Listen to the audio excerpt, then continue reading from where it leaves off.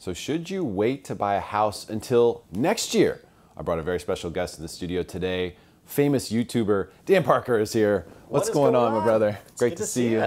Okay, I'm hearing a lot of people say this. Sure. We're gonna wait till next year. Yep. Hey, we were looking, they're not responsive. Eventually they follow back up with me and say, hey, we decided to put it off. We're gonna wait and see what happens. I know you've done a lot of research on this, or you're beginning to do a lot of research on this particular question and the data and everything. What are your thoughts just initially when someone says, we're gonna wait till next year? Yeah, and I think, and to be honest, a lot of people have come to me with that question or that response, especially in the last, I would say, 2 months. People have come up and said, Dan, we're gonna hold off, whether it's until next year or it's just for a little while to kind of see what's happening.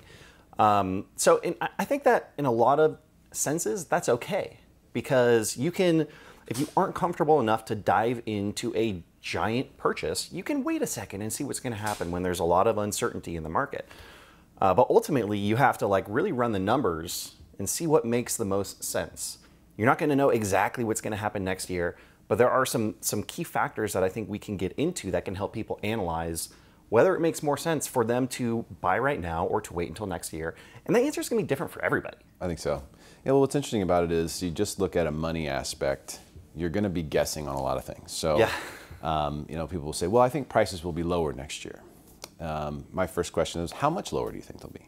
Because we're going to have to guess on that if we're going to do any math here. If we're going to have multiple moves, we got to calculate a cost of a move. We got to calculate, you know, the cost to clean up a place once you're done renting it. How much is rent going to be? Yeah. For a year or however long that is. You know, so we got to factor in all those costs and say, all right, so if we do wait to buy, then we're going to spend, let's say, $50,000 or $60,000. This is usually what the numbers are. Yep. 50 or 60,000 on renting, moving, etc. So if it's 50, 60,000, then we're kind of betting on the market going down 50, 60,000, and then that's just to break even. That's just for it to be a push. You're also betting on the interest rates to stay where they're at as well. That's the other variable that's huge. Yeah. And so a lot of people believe, and I believe too, that rates will go down in the future. But I also know that when rates go down, demand increases. That's it. And so it just depends on what kind of market you want to buy in. Like if you're cool buying in a frenzied market, if you're someone who's got 50% down or whatever, and you're like, you know what, I'll win in a frenzy, it doesn't matter to me. Then you know that might make sense. But I think for most people, I wouldn't try to time the market. This is probably my biggest piece of advice. Yeah. Don't try to buy when the market is at its bottom or whatever, or local bottom. That's way too hard to figure out. And if you're that good at predicting those kinds of things, trust me, you can quit whatever job it is you have and you can do a whole bunch of other things and make a whole bunch of money. Yeah. I'll show you, okay? If you know when that's happening or what those numbers are gonna be, tell me, I'll show you. Yeah. I'll show you how you can make a lot of money. Yep. So we're all guessing here. So the question is, how much do you want to put into a guess? And that's the one thing that's tough. I think for a lot of people though, they have looked at homes, they haven't seen something that they fell in love with. If they did, they got outbid by a bunch of people. And so it appears as though there is no hope. And I think that's when a lot of people left turned. And it's either that or they hear negative things in the news, recession is coming, all these bad things, tons of negativity. And so how do you deal with that? I mean, how do you approach, a conversation around that topic?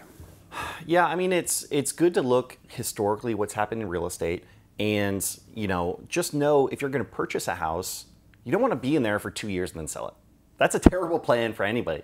Really, historically you'd say 3 years, but I would say even if you could bump that up to 4 or 5 years, if you're planning to live in a house 4 or 5 years, it's a very small chance that that house is going to be worth less after 5 years, and I would say nearly impossible it's going to be worth less in 10 years. And I, for one, am not a real estate agent. In fact, I absolutely abhor when real estate agents go out there and say, now's the perfect time to buy a house, or now's the perfect time to sell a house. Sometimes they'll say both in the same sentence, and it's like, all right, no one's ever going to believe you. If you look back on my channel, and no, historically, I don't say those types of things. I just try to add value. But if you look at what's happening in the market right now, and you understand how difficult it's been for the last 2 years like we do, to get offer after offer after offer after offer rejected, where you're going 100,000+ over asking, you're releasing your contingencies. Now, not only is it a time where you don't have to do that, but you might even get offers accepted under asking, like tens of thousands of dollars under asking for a house that's already listed at a price that is less than the comparable property sold at a couple of months ago. And I don't think that that is going to last for very long. And if you look at the data, the simple supply and demand, the supply is flatlining, and I think it's going to start heading down because that's what naturally happens every single year. Yep. Seasonal. It's going to start heading down while demand is ticking back up because these buyers that were waiting on the sidelines are seeing, ooh, price reductions, ooh, more inventory when they've been beat out for the last 2 years. So I think, and in fact, I just got an offer accepted yesterday for $60,000 under asking, $75,000 under what the comparable same model match sold for 3 months ago. Yep, and that's the thing that is, so 4 out of the last 5 appraisals I've gotten back were all above, purchase price, which is a sign that, prices are going down, right? Like that's what that sign means. But what it shows you is that buyers are taking the wheel a little bit. So for me personally, it has piqued my interest significantly just as a real estate guy and an investor. I'm looking now again. Yeah. Because I'm going, hey, I can maybe find a motivated seller here somewhere. That's the key. I mean, I have a shot to actually, because 2021, to give you an example, and I'm looking mostly in Missouri for investment properties there. I wrote probably 100 offers in 2021, didn't get one accepted. I had one chance to get one accepted. They said, hey, if you go up 5,000 more, you'll take it. And I went back and I looked at the deal and I go, this isn't even what my thing is. Like, what am I even looking at this property? I was so desperate to get an offer accepted. Yeah. I was writing on a property that didn't even fit my criteria. I was like, no, I'm not going to do that. I gotta walk away.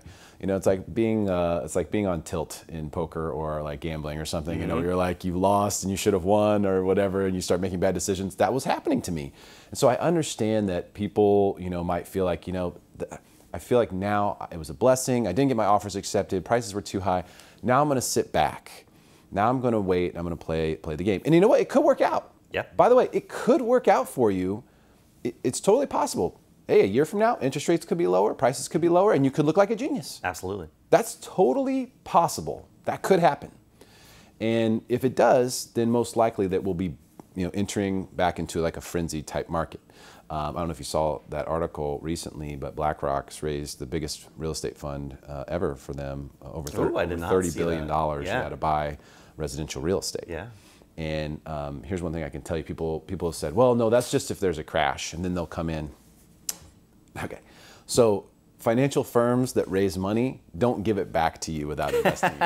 That's not how it works. They don't go, well, we're going to take your money, and then if this happens, then we'll deploy it. No, they're deploying that money. There's no question about it. The only question is what locations, what price points, what time frame do they plan to deploy it over? Because when you're moving a big amount of money, you usually move it over a period of time. You don't buy all those houses in the same day or the same week or the same month or maybe even the same year. It might be a 2-year plan where you say, you know what, we're going to be in these 10 markets and we're going to start scooping up 2 houses a month or 5 houses a month or 10 houses a month.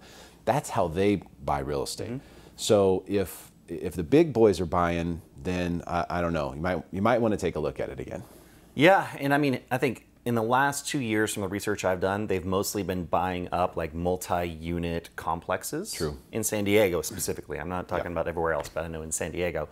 So it'll be interesting to see. At some point, that approach is going to change, especially if they could start to get deals on other, single-family homes. Well, they like to buy in bulk. They definitely like to buy in bulk. And so when you buy those complexes, you're getting doors, lots of doors. They don't want to buy houses one at a time. That's too laborious for them. It's just peanuts, right? But if there is, like, some people are saying, oh, well, Open Door is going to capitulate, Zillow is going to capitulate, they're going to sell thousands of houses. Do you think they will list those homes on the market? No, that's not what will happen. They will sell them to BlackRock. They will package them up. They will sell them all. You won't even see it in our data. It won't even show up if that happens, because they know what they'll do. They'll crush their own investments. We've been through this. That's the one thing 2008 taught us. It's a bad idea to sell your real estate in bulk. The banks didn't know. They'd never experienced it before. They just had, foreclosure procedures, and they just followed those procedures as they were told, as they were instructed, as the manual said.